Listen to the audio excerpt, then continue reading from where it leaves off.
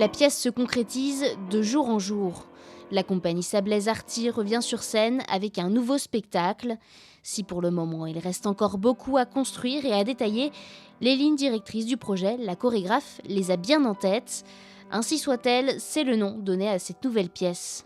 Ainsi soit-elle, c'est une pièce chorégraphique qui réunit sur le plateau 4 danseurs et une musicienne.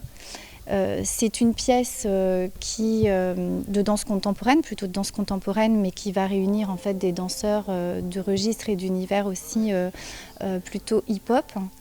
C'est une pièce qui décline dans l'idée, dans le propos chorégraphique, le mot allure sous toutes ses formes et sur toutes ses coutures.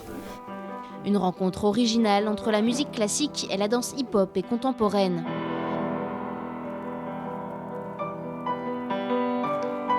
Si la pièce souhaite parler d'allure, justement, elle est intense pour les artistes. Au piano, Solène Pereda doit se fondre parmi les danseurs. Pour cela, elle doit apprendre à jouer du Schubert ou du Chopin, tout en se déplaçant sur la scène. L'idée, c'est vraiment que la musique ne soit pas qu'un support pour la danse, mais que cela rentre, que ça fasse partie intégrante en fait du spectacle. Le piano ici a autant d'importance que les mouvements des danseurs, que la chorégraphie, l'histoire en fait de ce spectacle. La compagnie Arty propose ici sa deuxième création. Son objectif, associer les styles et les générations d'artistes afin de porter un autre regard sur la musique classique. Vu qu'on est en phase de laboratoire, en fait, effectivement, on a beaucoup de liberté.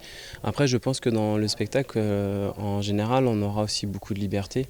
Moi, ça me plaît d'avoir de la liberté à l'intérieur d'un spectacle. Mais oui, effectivement, on est lié avec la musique, avec ce que fait Solène.